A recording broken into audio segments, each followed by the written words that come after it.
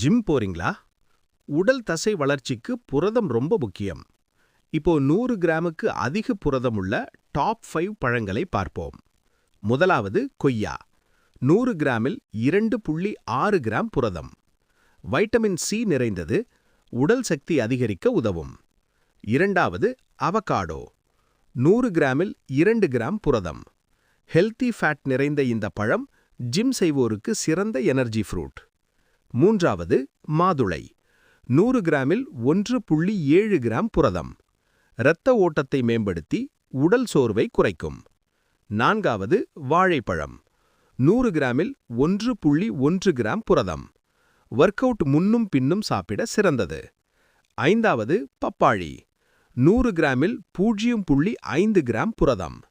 ஜீரண சக்தியை அதிகரித்து உடலை லைட்டாக வைத்திருக்கும். இந்த வீடியோ பிடிச்சிருந்தா லைக் பண்ணுங்க, ஷேர் பண்ணுங்க.